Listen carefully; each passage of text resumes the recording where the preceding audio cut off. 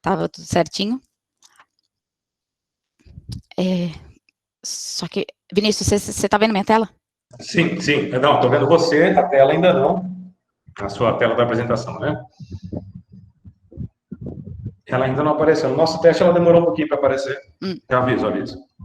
Tá, você me avisa quando... Tá.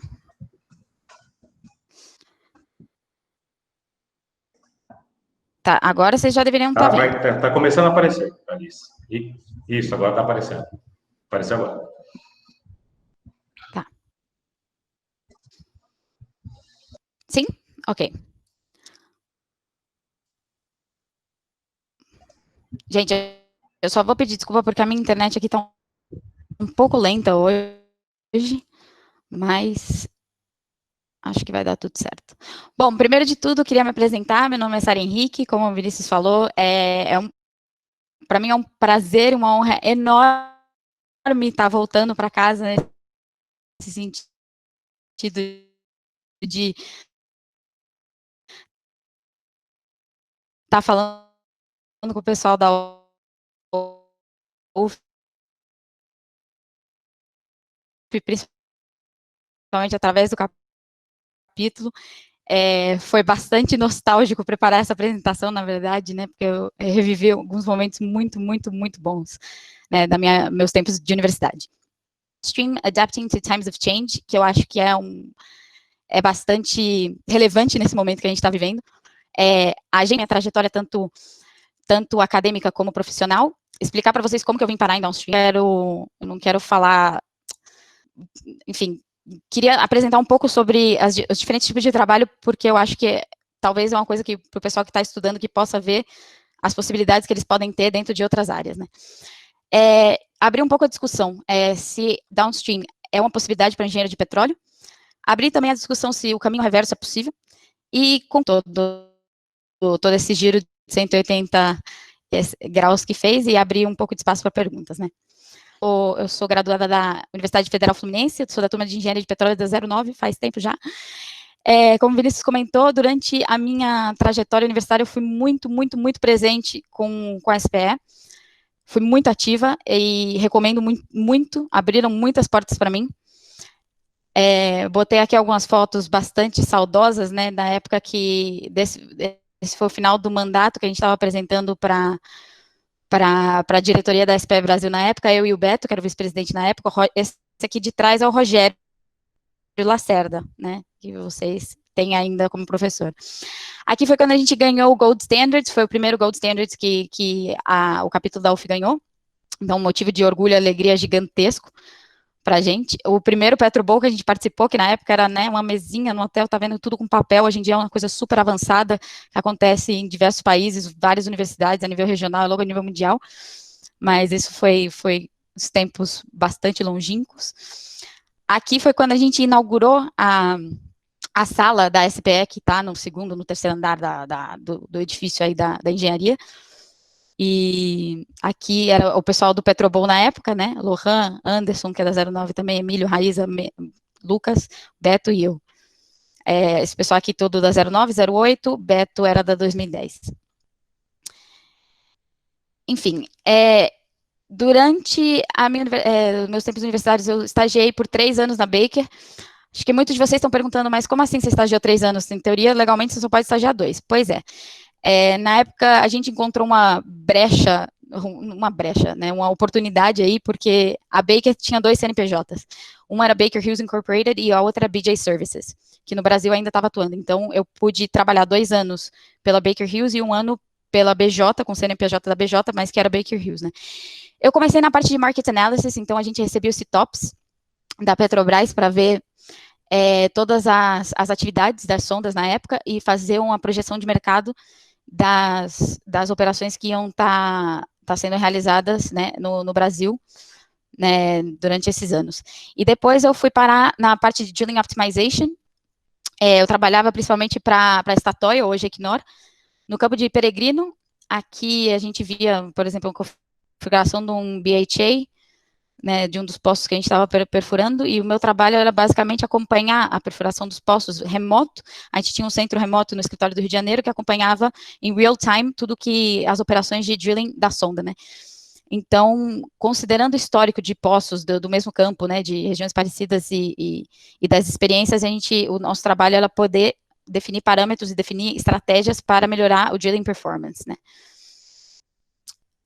Terminando o estágio, terminando a minha graduação, eu participei do processo da Repsol Sinopec, do Master E&P, que na época era um ano e começava em Madrid, depois passava na Escócia e depois a gente ia para os Estados Unidos. Aqui foi quando eu cheguei em Madrid, lá no Centro de Tecnologia da Repsol. Isso aqui já foi lá na Escócia, quando a gente estava fazendo o famoso Bowsy ou Hute, né, que é uma coisa que eu sei que todo mundo ouve falar e todo mundo tem muito interesse de fazer, porque realmente é muito divertido.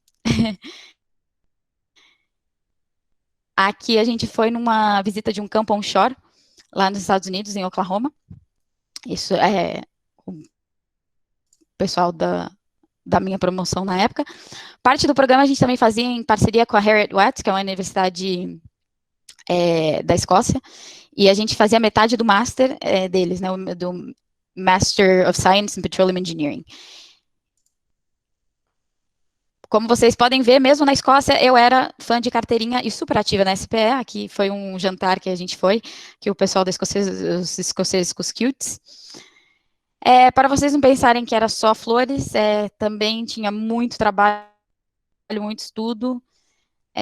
Isso aqui era uma sala que eu basicamente tomei como minha lá dentro do campus da Repsol. E eu me fechava aqui de 10 da manhã até 10 da noite, comia aquilo que você estava vendo ali, um pote de atum com uns creme cracker, e passava o tempo inteiro estudando, né? Então, não foram todos só flores. Até, finalmente, o dia esperado, que foi o dia da graduação. Aqui, esse dia da graduação, quando eu estava recebendo meu diploma de Master in Oil and Gas Exploration and Production, da promoção de 2015 e 2016, esses são os diretores mais, enfim, os diretores mais praticamente abaixo do CEO da Repsol, das diferentes negócios da Repsol, né? Então, assim, era uma cerimônia bastante formal, bastante importante, então, assim, foi bastante interessante. Quando eu terminei, eu fui oferecido um posto como engenheira de construção, e é onde eu estou hoje. Eu sou responsável por todos os projetos da parte do terminal marítimo da Repsol. Aqui é o terminal marítimo, é onde a gente recebe os barcos de crudo. Aqui as linhas que vão levar o produto até os tanques de armazenamento ou a refinaria para sua destilação e posterior venda de produtos. Esse foi um projeto bastante grande que a gente executou no passado, que foi mudar todo o sistema de atraque e amarre dos barcos. Esse é um sistema que ele é feito de uma maneira que, por exemplo, se o mar está muito ruim, que tem muita onda, tem muito vento, que o barco está se movimentando muito e pode ocasionar um risco para a instalação, que o barco pode acabar golpeando a instalação, ou por algum problema da tensão dos cabos, né, que estão segurando o barco. Também, para não ocorrer esse risco de colapso, ele é um sistema que é projetado para soltar o barco, em algum caso de emergência, para que o barco saia e não colapse contra a instalação, né? Então, esse foi um projeto de 6 meses, foi um projeto de 6 milhões de euros. Isso eu sei que em upstream são cifras pequenas, mas em downstream é uma cifra enorme.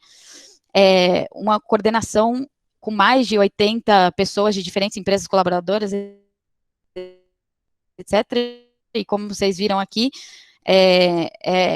assim, é um lugar estreito, né, para você trabalhar. Então, também existe uma logística complicada, logística de meio marino, uma grua aqui em cima de uma plataforma movível dentro do mar, que, enfim, tem algumas histórias interessantes para contar sobre isso. E aqui foi outro projeto que também eu fiz, que eu fui responsável ano passado, que aqui eu tô no topo, aqui vocês veem uma flare, né, e eu tô no topo da outra flare, que o nosso projeto era mudar o TIP, né, que é o sistema de combustão do flare.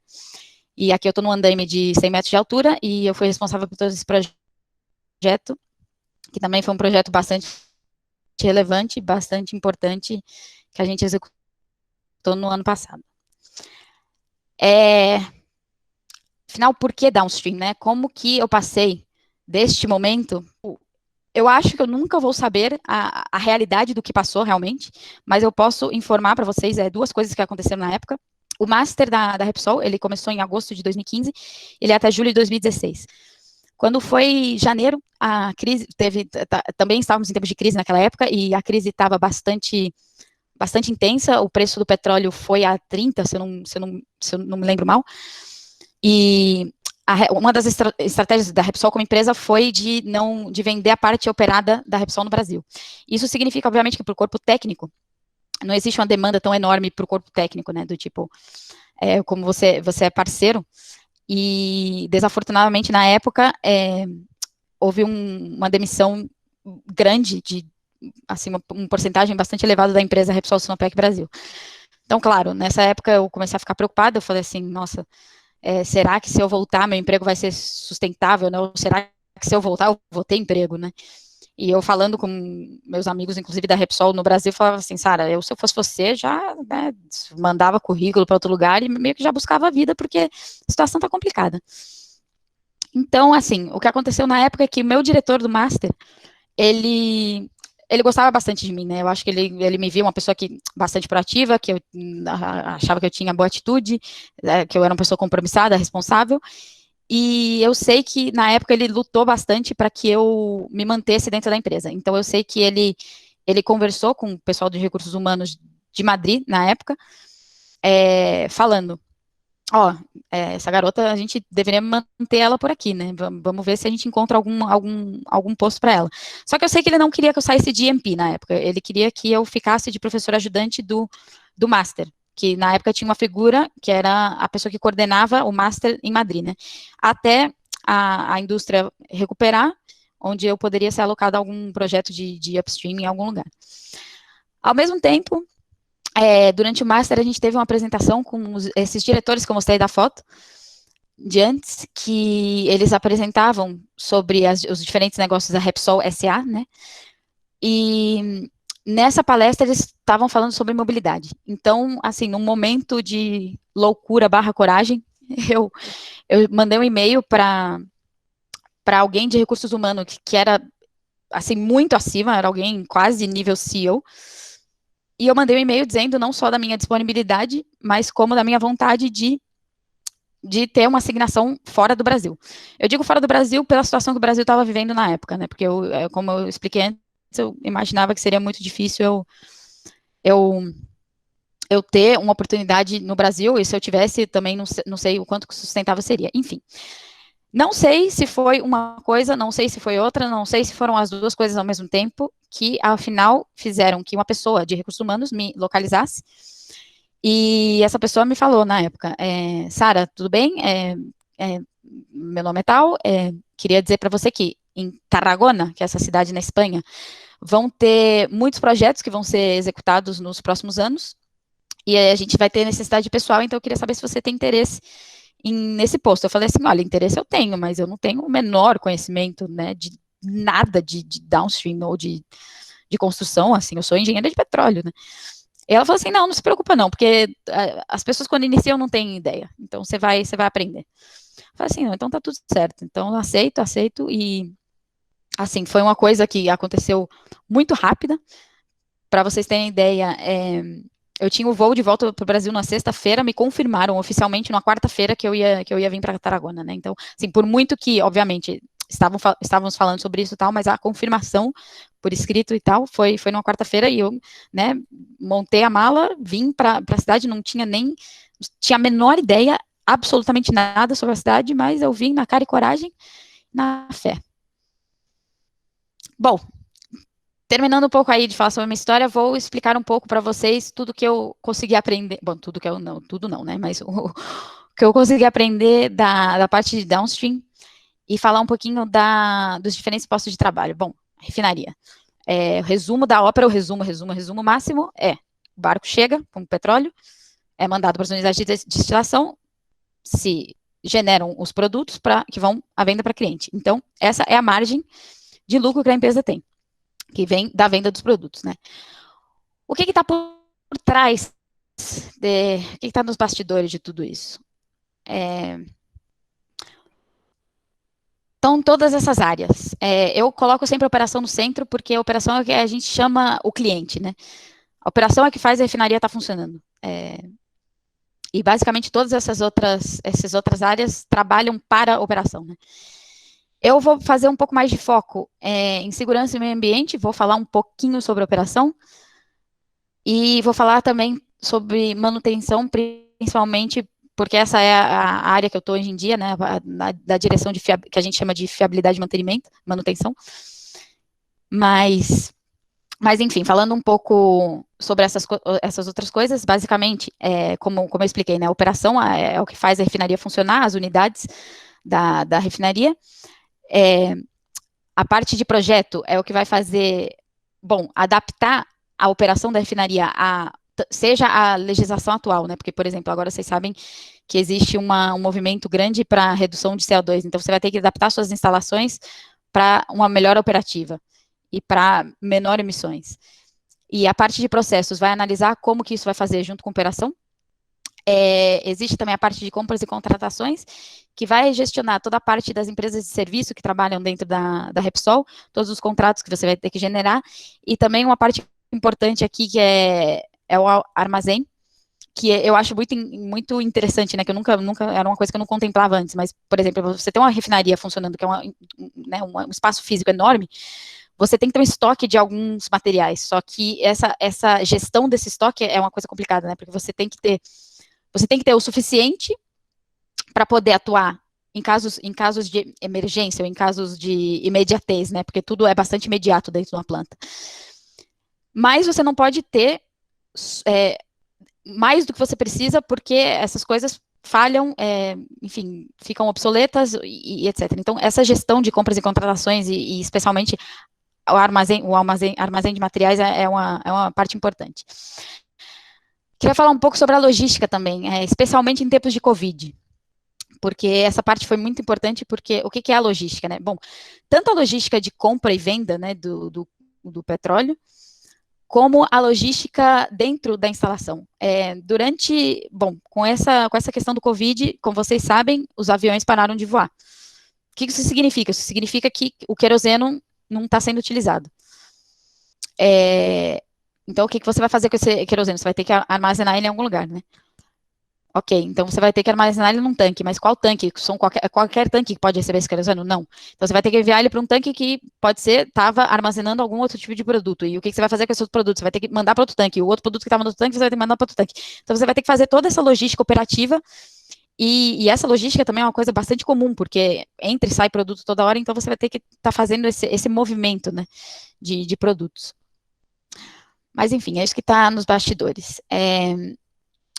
Como eu falei, eu quero dar um pouco mais de ênfase nesses 3 pontos. Segurança e meio ambiente. Isso eu não posso dar enfoque suficiente nisso. Hoje em dia, a gente fala segurança e meio ambiente. Antigamente, eu acho que a gente falava meio ambiente sem dar tanta importância como se dá hoje em dia, especialmente, eu falo aqui a nível europeu, porque as nossas atuações que afetam o meio ambiente têm uma consequência a nível político, inclusive, né, muito, muito importante. Então, assim, a gente está adaptando as nossas instalações, inclusive perdendo dinheiro, mas por temas políticos e legais. Então, assim, o meio ambiente é muito importante e a segurança, aqui é o nosso lema, la seguridad es el primero. E isso foi uma coisa das primeiras coisas que eu tive que aprender e que eu tive que inserir na cabeça, porque isso tem que estar gravado, tatuado, né, em você, porque você sempre tem que ter isso enraizado dentro de você. Porque você está trabalhando numa planta, você está trabalhando em meio de produtos tóxicos, qualquer coisinha que você fizer pode ocasionar um acidente enorme, com graves consequências, tanto a instalações como a pessoas. Então, eu sou uma pessoa muito proativa, né? Eu sou uma pessoa muito de resultados. Então, eu tenho a tendência de, se, por exemplo, a operação que é o meu cliente vai falar assim para mim, Sara, eu preciso dessa linha amanhã, eu vou virar e falar assim, não, tá bom, ok, eu preciso dessa linha amanhã. Não, eu tive que aprender a virar e falar assim, tranquilo, vamos ver, né? A gente vai fazer tudo, ou seja, a gente vai fazer o tudo possível para entregar no deadline que vocês precisam, mas sem nunca, nunca, nunca abrir mão da segurança. Segurança, la seguridad é o primeiro. Por que eu falo isso também? Queria comentar com vocês que, desafortunadamente, esse ano, em janeiro de 2020, a gente teve um acidente bastante relevante aqui em Tarragona. Tarragona é um polígono industrial, é um dos polígonos industriais maiores da Europa, inclusive a nível europeu.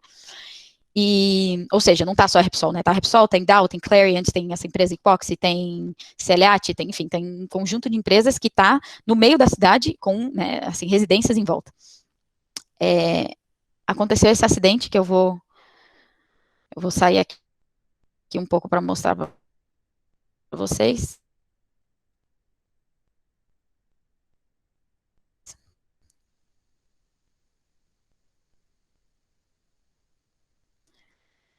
Eu não sei se vocês podem ouvir o áudio, mas bom, também não faz diferença porque está em catalão. A gente tá... Enfim, explodiu... vai passar um vídeo. Explodiu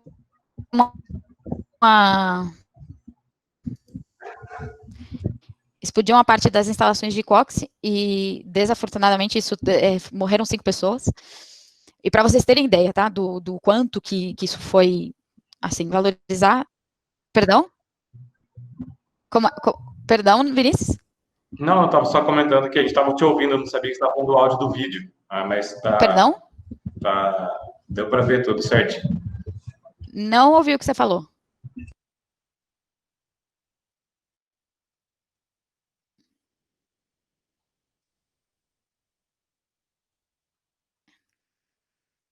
Vinícius... Ah, tá. Tá.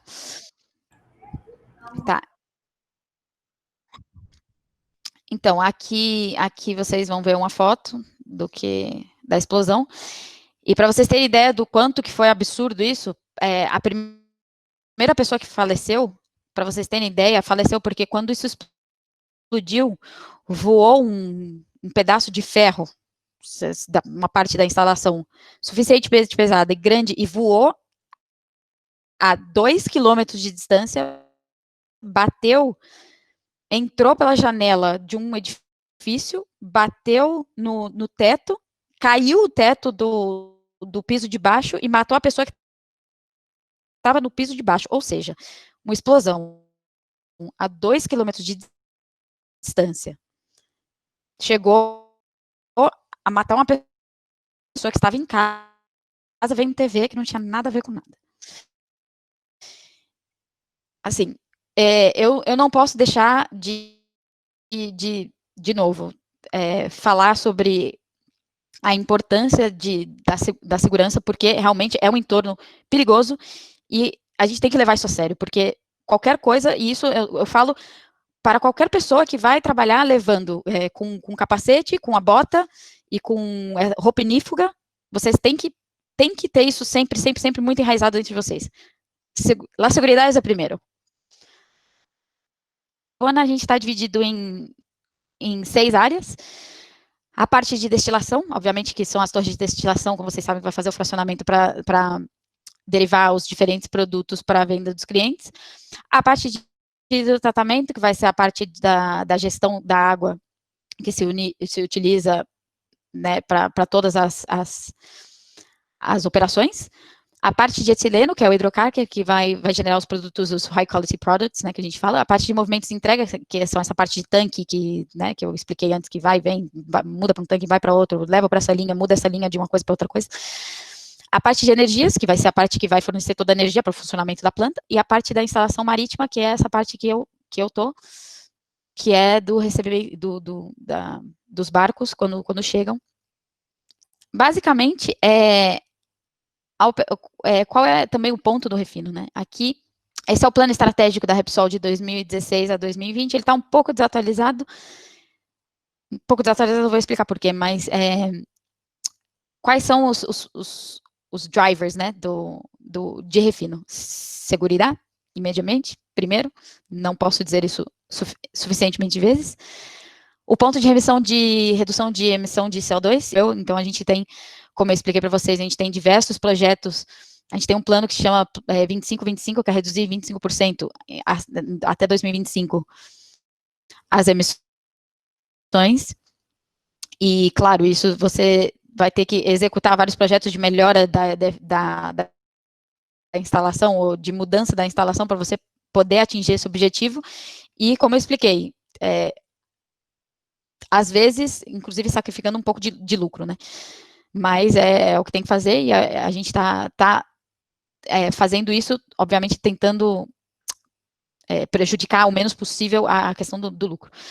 A melhora da margem de operação, o ponto é sempre fazer os melhores produtos e fazer com a eficiência energética melhor possível para que sua margem aumente, né? Sua margem de lucro aumente. E a parte que eu vou falar agora, que é a parte de fiabilidade e manutenção.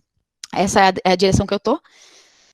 Aqui, bom, como eu expliquei, Tarragona é uma refinaria, é uma refinaria bastante grande, aqui a refinaria da Repsol em Tarragona, e, se eu não me engano, ela existe desde a década de 60.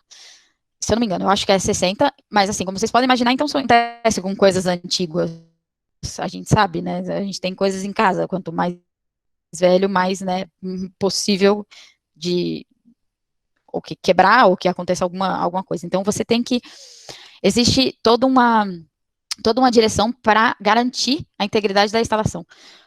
Por quê? Por segurança também, porque afinal, se você, ou seja, se você está em casa e você tem uma cadeira que quebra, bom, talvez você se machuca porque você caiu da cadeira, mas aqui numa refinaria, se você tem uma linha que tem um poro, você pode ter uma emissão de produto para a atmosfera e você pode, inclusive, explodir, como aconteceu nesse acidente que eu ensinei, e tendo uma perda importante de instalação, e de negócio e de pessoas.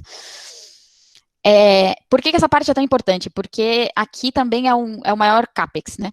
Dentro da refinaria, aqui são os maiores custos, tanto em mão de obra, como em empresa de serviço, como material, etc. Aqui é um CAPEX importante, então aqui também é onde você tem a maior possibilidade de competitividade com as outras refinarias, né, a nível mundial. Aqui é onde você tem que trabalhar para garantir a integridade da instalação, minimizando os custos, mas maximizando os recursos.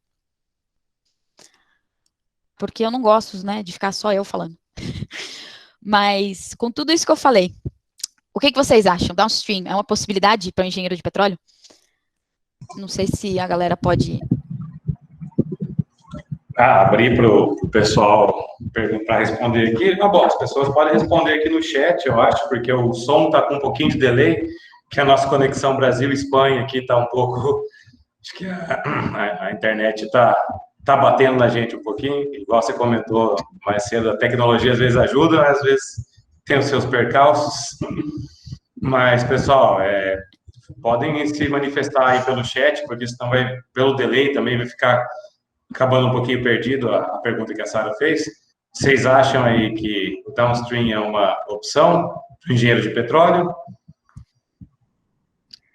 Quais os caminhos ali para se tomar, né? A Sara explicou aí mais ou menos como é que ela foi parar lá, que nem ela sabe muito bem direito os mistérios por trás.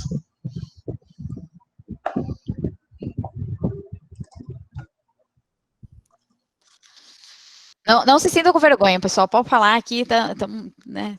Família SPE. Não sei. Acredito que seja uma oportunidade.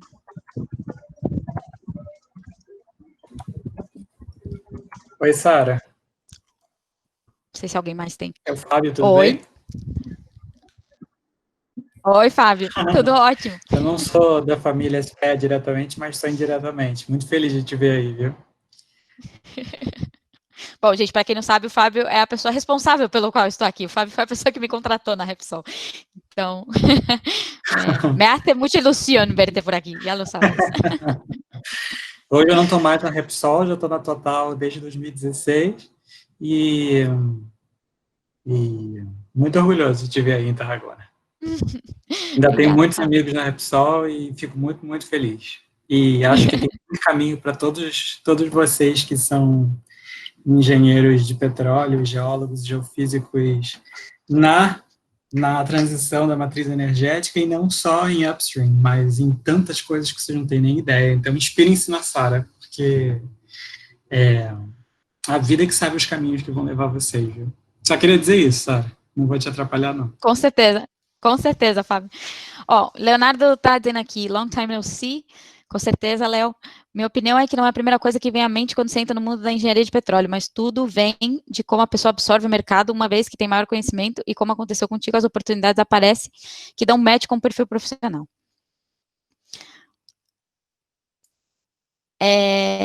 Concordo, né? Concordo com isso que vocês estão falando. Com certeza existe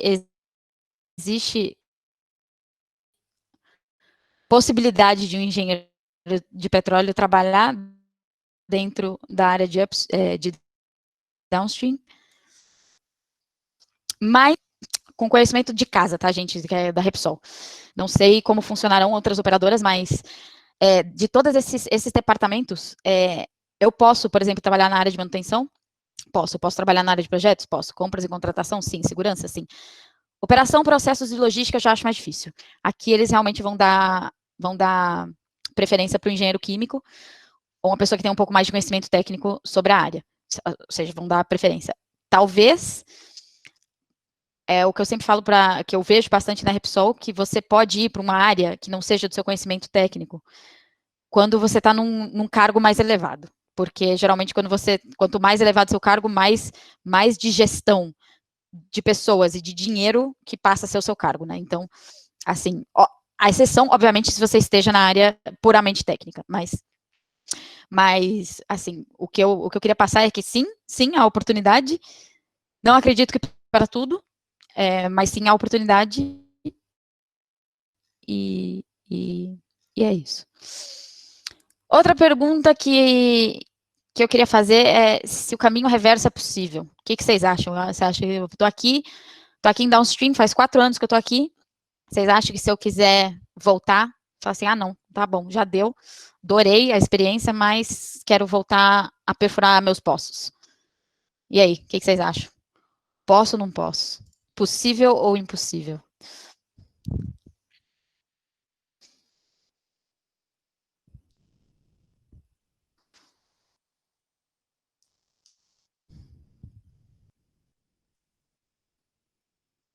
Acredito que sim.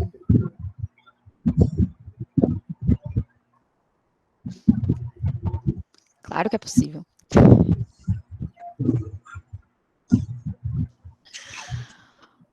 Bom, contando um pouco aqui de novo da minha experiência, eu acredito que é possível também. Obviamente, é mais possível em um momento de menos crise, mas e eu não vou mentir para vocês, tá, gente? Eu gosto muito do meu trabalho, aprendi a gostar. No começo foi bastante complicado, tanto pelo idioma como pelo fato que eu achava que eu tinha uma responsabilidade muito surreal para uma pessoa com tão pouco conhecimento.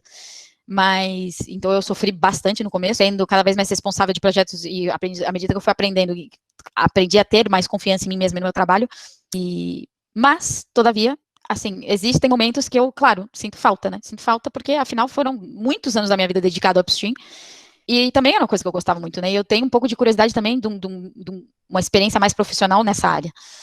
Então, assim, às vezes eu fico um pouco balanceada, tal, já cheguei a olhar possibilidades, assim, de voltar, nunca tentei realmente, né, voltar. Assim, pedir, né, para voltar para algum posto que eu tenha visto, nunca apliquei para nenhuma empresa nessa área, mas, assim, eu acredito que é possível, sim, porém, também é verdade que quanto mais tempo que eu passo longe, eu sei que mais conhecimento eu estou perdendo, porque, bem ou mal, você vai esquecendo um pouco as coisas, e também é uma indústria que evolui, né? Evolui bastante, então eu fico um pouco mais defasada como profissional. Então, assim, fica sempre aquele question mark, né? Não sei, volto, não volto. De momento, como dá para ver, não tem interesse em voltar, né? Tô bem aqui. Mas o que eu também queria falar para vocês é que mais importante do que pensar, né, em voltar é the way forward, né? O que o que a gente tem que pensar daqui para frente, não mais do que daqui para trás, no meu caso, e assim, para vocês que estão começando agora, the way forward. Uma coisa que eu acho que é muito importante que a gente também comece a entender é que a gente tem que parar de pensar em indústria do petróleo, na minha cabeça, é quase um termo defasado. Pela transição energética que a gente está vivendo e pela transição energética que vai inevitavelmente vir. Eu acho que a gente tem que pensar em nós mesmos como profissionais da energia, tá? Então, dito isso, eu acho que é importante a gente trabalhar em nós mesmos essa maleabilidade, né? Tá, eu me formei para trabalhar em upstream, mas o que tem agora é downstream, o que tem agora é renováveis, o que tem é outra coisa e é o que tem. Então, eu acho isso importante, né? Você desenvolver esse tipo de maleabilidade na gente mesmo. Outra coisa que eu acho importante também, pensando no the way forward, e agora falando mais assim para o pessoal que está na universidade ainda, que vai entrar no mercado de trabalho agora, o pessoal do capítulo perguntou para mim, né, quando eu mandei a apresentação, ele falou assim, Sara, para traduzir o título da sua apresentação, não é para deixar assim mesmo. Eu falei assim, não, é para deixar assim mesmo, e eu vou explicar por quê. Durante minha vida de UF e de capítulo, eu insisti infinito para as pessoas da importância do inglês, porque eu tinha amigos que estavam muito mais preocupados em ter um CR de 8 para cima do que aprender inglês. E isso é um erro, assim, absurdo. Não estou dizendo que você não tem que dar importância ao seu CR, galera. Assim, você tem que dar importância ao seu CR. Mas você também tem que dar importância para o inglês. É essencial. Eu não estaria aqui hoje se eu não dominasse a língua, o idioma. E um colega meu da 09, que se chama Anderson, da Nova, que também é da Repsol, no caso, mas hoje em dia ele está emprestado para a Equinor, eu tento levar para minha vida, que eu acho muito importante, que é que hoje em dia a gente não tem desculpa para não saber alguma coisa. A gente não tem desculpa. Você pode fazer literalmente o que você quiser. Meu, eu não sei, sei lá, não sei construir um móvel. Tá, você vai botar no YouTube, você vai pesquisar e você vai saber construir um móvel. Tipo, não tem essa desculpa. Eu não sei falar russo. Ok, você vai entrar e você vai estudar e você vai aprender. E com um pouco de esforço, ou muito esforço, mas hoje em dia a gente não tem discurso. O caminho está aí, o meio está aí para fazer isso. Então, assim, eu não posso deixar de enfatizar isso o suficiente. Inglês, primordial. Tão importante quanto saber um mais um. Outra coisa do way forward. A gente também tá indo no mundo por um caminho de big data e digitalização. A gente sabe que tem muitos dados e como gestionar esses dados é uma coisa que preocupa ou que as empresas estão antecipando e estão valorando muito profissionais que saibam lidar com a questão de Big Data. Então, se eu fosse dar um conselho aí para a galera do tipo assim, o que mais eu posso fazer, né? Do tipo assim, já tenho um CR bom, já estudo bem, sou do capítulo, tenho certeza que todo mundo é muito ativo no capítulo, não tenho nem dúvida. Mas o que mais vocês podem fazer? Começar a estudar um pouco sobre a questão de Big Data e um pouco da questão de digitalização. O mundo também está caminhando para isso. Tudo que se pode ser feito de forma digital e né, é engraçado como a males que vem para o bem, o Covid veio para mostrar também, assim, muita coisa que se pode fazer via remoto, via digital, reuniões e, enfim, isso que a gente está fazendo agora, talvez em tempos pré-Covid, nunca a gente estaria nem considerando fazer isso, né? Então, essa mensagem que eu queria deixar para vocês da Way Forward. Vou terminar falando uma pequena reflexão. Valeu a pena? Valeu a pena. Esse giro de 180 graus na minha vida. Acho que a nível profissional, essa é uma foto de uma apresentação que eu fiz. Isso foi uma apresentação também para a diretoria da Repsol, diretoria, assim, CEOs e etc., assim, da diretoria, né, de um projeto que a gente fez ano passado, esse que eu falei da substituição do flare, porque, bom, essa substituição do flare era por tema de emissão de eficiência energética das nossas instalações, então é um projeto importante, mesmo porque a nível aqui da cidade, como eu falei, meio ambiente é uma coisa importante, então quando você tinha antes o flare, que jogava aquele fogaréu todo, e aquela fumaça negra toda, não sei o que acontecendo, tipo, né, você entra nas redes sociais, porque hoje a flare da Repsol estava de novo daquela maneira, não sei o que lá, enfim, então isso foi uma coisa muito importante a nível político, né, dentro, inclusive vários, mas enfim, bom, enfim, tudo isso para dizer que eu aprendi muito a me virar nos 30, fui um pouco forçada a aprender a me virar nos 30, em muitas situações, acredito que eu conquistei ou seja, poder falar sobre mim mesma, que eu sou uma pessoa que posso adaptar-me a mudanças, e seja o que seja, né, seja tempos de crise, ou seja, me adapto, não tem problema. Eu acho que eu conquistei isso, então eu acho que eu virei um profissional mais maleável nesse sentido, aprendi muita coisa mesmo. Então, assim, a nível profissional, eu não tenho nem dúvida, que foi, assim, uma decisão muito acertada na minha vida. Nível pessoal, eu vim parar nessa cidade de 350 mil pessoas, onde não se fala nem espanhol aqui, gente, aqui se fala catalão, e eu acabei aprendendo esse idioma, fiz novos amigos, entrei na cultura deles, isso, não sei se vocês sabem, não sei se vocês têm conhecimento disso, isso é uma coisa que a gente chama castells, que é essa coisa estranha, que são as torres humanas, que é mais ou menos um esporte aqui, não sei se dá pra gente chamar de esporte, mas que acontece durante o verão e que eles, enfim, fazem essas torres humanas, diferentes estruturas e tal. É um trabalho em equipe, é um trabalho bonito, é um trabalho emocionante, assim quem tá lá e vê, enfim, é um trabalho de bastante coordenação e tal. E é uma coisa muito, muito característica daqui, né? Então, também a nível cultural, foi extremamente, extremamente positivo na minha vida. Também me encontrei enfrentando medos.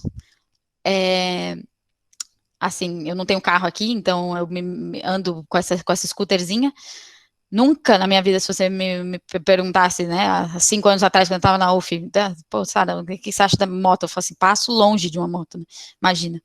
Então, me encontrei enfrentando meus medos, assim, eu me movo, vou para o trabalho, inclusive, até de moto. E vim parar nessa cidade aqui, que vocês veem a foto, Tarragona, de praias maravilhosas, de povo muito agradável, de comida excelente. Essa praia tá do lado do porto, tá, gente? Do lado, assim, você consegue imaginar que né, toda uma indústria tá do lado dessa praia? Essa praia limpa e transparente? Tenho certeza que não. Então, assim, essas fotos eu só queria dizer que eu acho que tanto a nível profissional como a nível profissional valeu a pena 100%. 100% faria tudo de novo, se tivesse a oportunidade, sabendo de como ia ser o resultado, escolheria o mesmo caminho. Então, assim, o meu ponto final dessa apresentação, eu sei que dá medo, porque eu sei que eu passei exatamente por isso, né? Passei por um momento de crise, passei por a dúvida, não sei se eu vou ter emprego, não sei se eu não vou ter, não sei o que eu vou fazer, o que será que vai acontecer? Mas a mensagem que eu queria passar é que muitas vezes realmente a magia acontece fora da nossa zona de conforto. E eu consegui provar isso diversas vezes, então eu queria encorajar todo mundo a não fechar o olho, não fechar as portas, porque a crise é real. Infelizmente, em tempos de crise, não tem vaga para todo mundo. E assim, eu posso falar assim, dos 10 melhores alunos que vão se formar agora, os 10 possivelmente não vão ter o emprego dos sonhos, né, que geralmente que era o drilling, né, não sei se ainda é assim na UF, mas possivelmente não vai ser o caso. Então, não quero mentir para vocês, né, do tipo falar, né, nossa, não, isso vai acontecer e tal. Acho difícil que isso seja o caso, mas que vocês não fechem as portas, porque vocês não sabem aonde a vida pode levar e o que pode levar e como que isso pode também agregar você como profissional. E como eu falei, se depois você quiser voltar atrás, é possível. Mas que existe um mundo além de EMP. E, enfim, eu queria concluir com isso. Se ficar alguma coisa que vocês quiserem informação mais detalhada, eu sei que eu não aprofundei tanto na parte da operação da refinaria em si, mas caso alguém queira saber alguma coisa, eu posso indicar uma pessoa mais apropriada, porque como eu falei, assim, como eu estou mais na parte de manutenção e fiabilidade de manutenção, eu não quis atrever a falar tanto sobre a parte operativa, porque eu prefiro, né, que isso seja uma pessoa que tenha mais conhecimento, mas caso alguém tenha interesse de saber, pode me contactar, assim, depois eu passo para o Vinícius o meu e-mail. Assim, eu sou super aberta, sempre vocês podem falar comigo, né, o que vocês quiserem, qualquer dúvida que vocês tiverem, qualquer, né, inquietude e tal. E nada, eu espero que vocês tenham gostado e vou abrir espaço para perguntas. Isso aí, Sara, muito obrigado pela palestra. A gente já tinha conversado bastante ali antes de começar aqui, eu até comentei com você que eu acho que sua história é muito legal, muito cativante, você também é muito simpática, e acho que todo mundo ficou bem preso aí na história e se motiva, né? Quando você comentou da parte da crise e tudo mais, de como você conseguiu rever os seus caminhos, e eu vou aproveitar. Pessoal, mandem as perguntas aí no chat, né? Quem já tiver formulado alguma pergunta ao longo da apresentação dela, mandem no chat para a gente poder repassar. E para já começar, eu mesmo tenho uma pergunta para você, Sara. Até pegando o gancho aí de você comentou, né, não fechem as portas, né, a gente sempre pode aí achar novos caminhos. Na sua transição ali aí dentro da Repsol mesmo, como é que foi a capacitação de você para engenharia para engenharia de construção, né, dentro da empresa? Como é que foi ofertado isso? Como é que foi esse processo aí de aprendizado aí dentro da empresa para você meio que mudar um pouco de área? Foi engraçada essa pergunta e eu vou ser super honesta com vocês, porque isso é uma coisa também que eu acho que você pode esperar de qualquer trabalho dentro de uma planta. Como eu expliquei antes, uma planta, ela mexe por imediatez. Então, assim, dentro do meu escritório, eu tenho uma sala minha, né? Dentro do meu escritório, eu tô, às vezes, sentada e tá suando minha rádio, meu telefone, o celular, tudo ao mesmo tempo, tudo, assim, é um dinamismo absurdo. Tudo isso para dizer que as pessoas realmente não têm tempo, né? Do tipo assim, meu chefe não tinha tempo para me formar, não teve tempo para me ensinar as coisas. Inclusive, quando eu me incorporei, ele estava na China, né? Então, quando eu me incorporei, eles me colocaram de um mentor, que tecnicamente era uma outra pessoa que exerce a mesma função que eu no meu departamento, que eu tinha que ficar de sombra dele. Isso pode ser bom ou ruim, porque depende do mentor que você tenha, né? Pode ser bom ou ruim. No meu caso,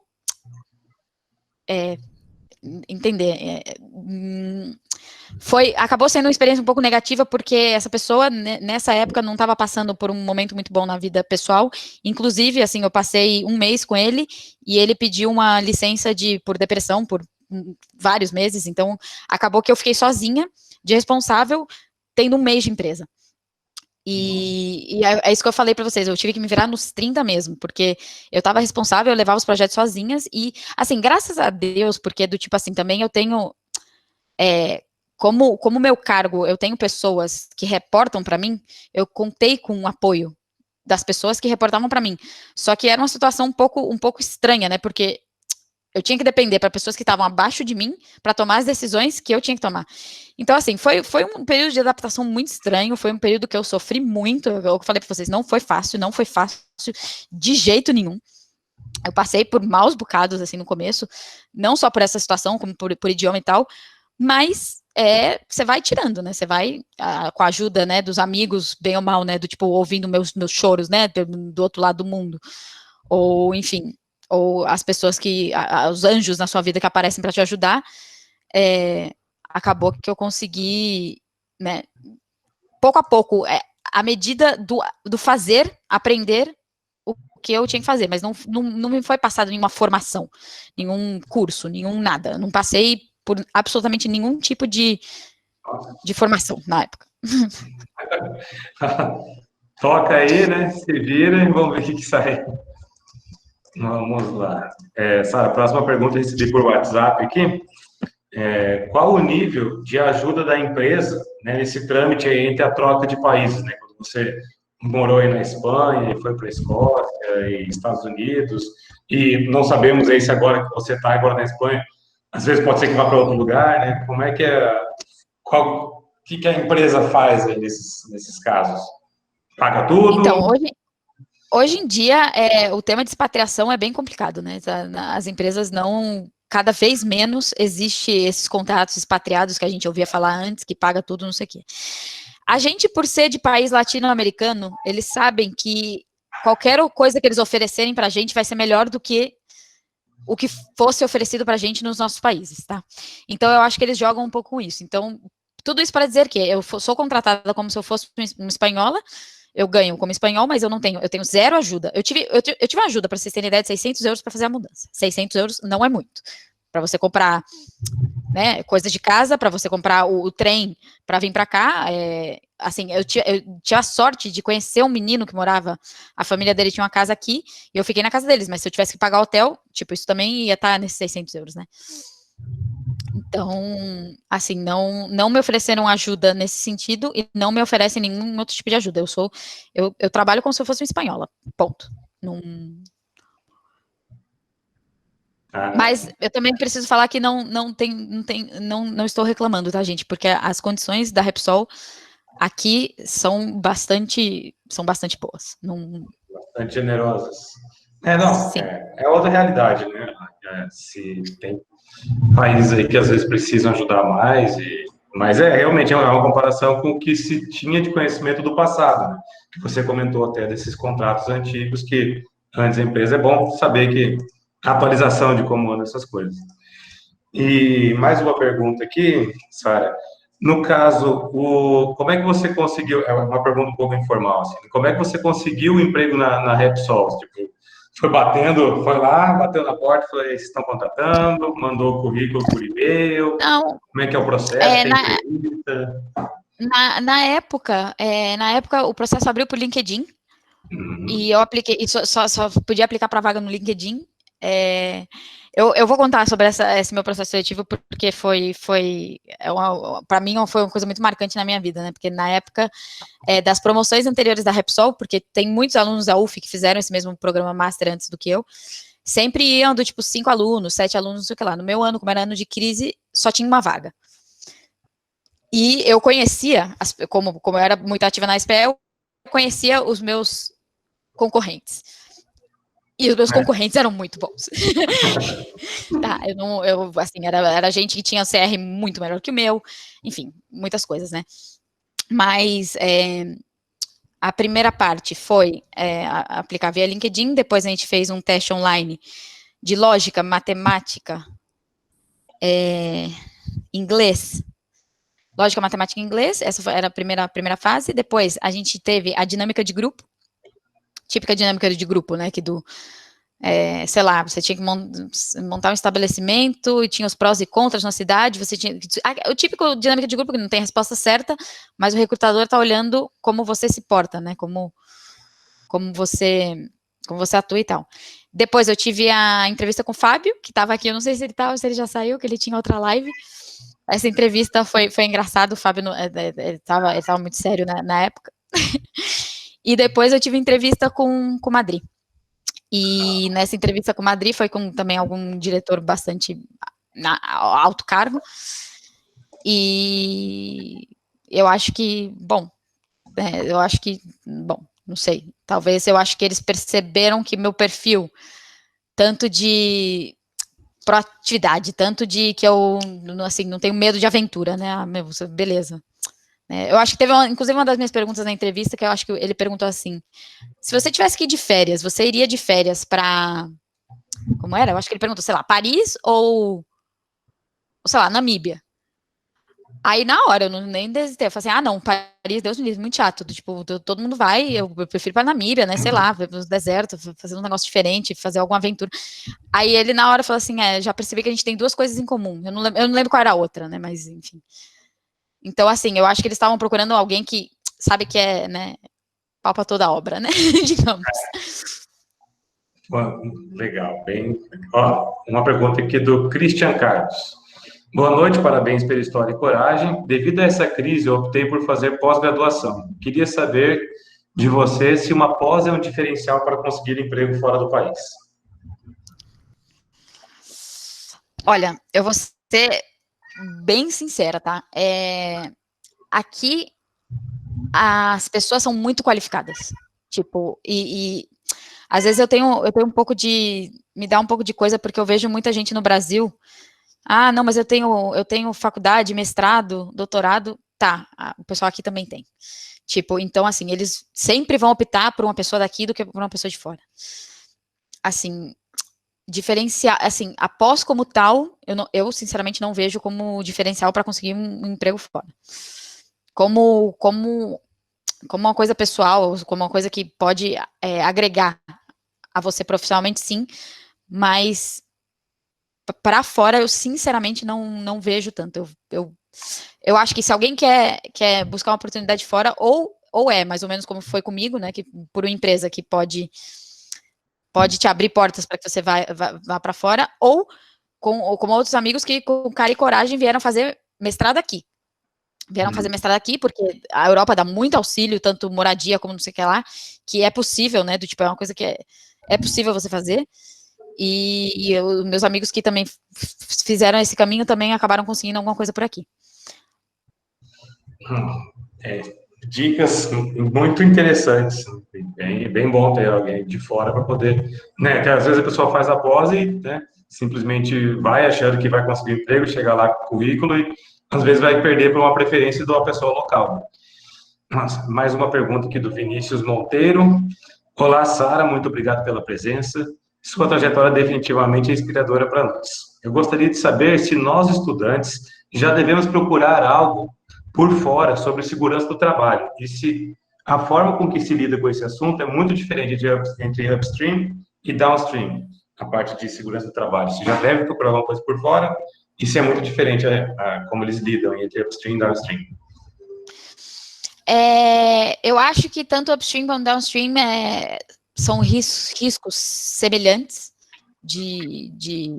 enfim, bom, são operações de muito risco, né, são instalações de muito risco, então, eu acredito que seja semelhante, assim, semelhante eu não vou dizer que é igual, porque, bom, mesmo porque quando a gente fala de upstream no Brasil, a gente está sempre pensando em offshore, né, quer dizer, na maioria das vezes a gente está pensando em offshore. Onshore talvez seja mais ou menos a mesma coisa, mas obviamente offshore vai ter o adicional de ser offshore, mas que são, enfim, são dois ramos, que tem riscos consideráveis e isso. Eu sinceramente acho que valeria a pena, viu? Se é possível procurar alguma coisa de segurança do trabalho, eu acho que valeria a pena, porque eu sinceramente acho que isso é muito, muito, muito valioso para quem quer trabalhar em planta, para quem quer trabalhar em indústria. Sempre dizendo isso, assim, se a sua intenção é trabalhar em escritório, né, enfim. Um emprego aí de mais médico, né? Aí não seria tão imprescindível assim. Ok, vamos lá para mais uma pergunta do Yuri. Além do inglês, o conhecimento pelo Big Data e a capacidade de se moldar, que são as duas que você já citou, quais são as características ou habilidades que você acha mais importante para o trabalho que você faz no downstream? Isso que eu falei, se virar nos 30, tipo, e isso é uma coisa que eu fui aprendendo, tá, gente? Não é uma coisa que eu cheguei aqui já pronta para isso. Se virar nos 30 é aquele negócio de você se deparar com uma coisa totalmente inesperada e não se desesperar, né? Do tipo, tentar levar com calma, que isso é uma coisa que me custa muito, porque eu sou uma pessoa muito ansiosa, muito hiperativa. Então, é uma coisa que eu vou aprendendo pouco a pouco a não reagir de imediato, né? A não reagir por reflexo. É do tipo, você receber uma informação inesperada e tentar analisar com calma para poder. Então, eu diria que trabalhar isso da calma, né? Frente a situações inesperadas, porque para quem trabalha em planta, de novo, para quem trabalha em planta, é isso, é situação inesperada, é situação de imediatez, situação de muita pressão, porque toda hora tem gente pressionando você por todos os lados. E é importante você levar as coisas com calma. E outra coisa é teamwork. É muito importante saber levar-se bem com as pessoas. Tipo, não estamos sozinhos. É importante, os interpersonal skills é muito, muito, muito importante. Os famigerados soft skills que estão em alta agora, né? Proatividade, né? Como você comentou aí, né? E se virar nos 30, dá a cara TAP. Gente, a gente vai terminar aqui lendo essas duas últimas perguntas aqui. Se tiver mais, a gente vai acabar estourando muito tempo. Então, vamos aqui para a do Ronaldo. Você tem dupla nacionalidade europeia ou visto de trabalho? Né, quando teve que ir para aí, tirar a nacionalidade ou tirar um visto? Então, eu não tenho dupla nacionalidade, eu tenho um visto de trabalho. O meu visto, um permisso de residência, né, que eles chamam, que está vinculado ao meu permisso de trabalho. Então, cada 2 anos eu tenho que renovar isso. E isso é facilitado porque você trabalha aí pela empresa, não tem nenhum problema para renovar? Não é facilitado porque não é uma coisa muito complicada. É como se você fosse renovar um documento no Brasil, entendeu? Eu tenho que ir na polícia e levar alguns documentos, pagar umas taxas e acabou. Ótimo. Então, para a última pergunta aqui, do Luiz Felipe. Olá, Sara, gostaria de parabenizá-la pela sua presença, pois agregou muita informação. Gostaria de perguntar, qual setor a senhora acha que terá mais oportunidade de emprego? Olha, primeiro de tudo, senhora não. Senhora não. Não, é sacanagem. Qual o setor, em que sentido? Sentido dentro de uma empresa energética? Então, Luiz, tá por aí ainda? Dá para especificar melhor o setor? Vamos ver. Oi, voltei.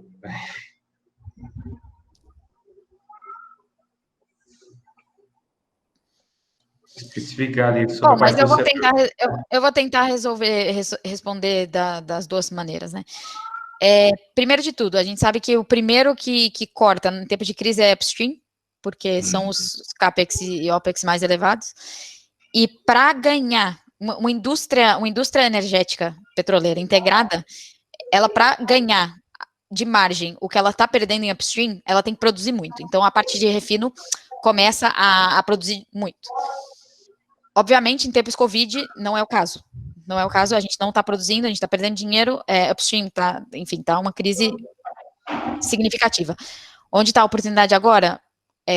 Melhoras, eficiências, digitalização, qualquer coisa que você possa agregar a margem para o seu negócio. No mercado 4.0. Exatamente, mercado 4.0. Exatamente. Então, bom, gente, então aqui, né, para a gente não passar muito do tempo, a gente sabe que também tem outras, até o Fábio, né, que a Sara comentou, tem outras lives, hoje tem uma live, acho que às 7 horas aí do pessoal da SPE Brasil também. Então, gostaria de agradecer a presença, mais uma vez, da Sara, palestra maravilhosa, todo mundo aqui adorou, bastante interatividade com o pessoal. Agradecer todo mundo que ficou aqui com a gente, né, assistindo, ganhando aí um pouco de conhecimento. Gostaria de reforçar aí sobre o nosso projeto social, que as engenharias estão apoiando. A gente vai deixar a sala aqui em aberto por mais 30 minutos, com a página lá, com o número da conta, para quem puder doar, fazer a sua doação, entender melhor sobre o projeto, tem os slides aí, a gente tem no Instagram também, dá para pesquisar melhor. E acredito que também temos, né, vamos aproveitar o final aqui da live para já dar aí uma prévia aí do nosso próximo evento, que vai ser da semana que vem, dia 18/6, de vida de embarcado. Vamos ter aí também uns palestrantes aí do Mundo Offshore, né, um site bem famoso de podcasts e notícias aí sobre petróleo. Então, já deixar o convite aí para todo mundo ficar ligado, já se inscrever aí, seguir a gente lá nas redes sociais. Lembre de se recadastrar na SPE, vamos doar para a nossa campanha. Então, recados dados, recados finais e considerações finais colocadas. Mais uma vez, o nosso agradecimento. Se mais alguém tiver mais alguma pergunta, mais alguma dúvida aí para a Sara, pode entrar em contato com a gente.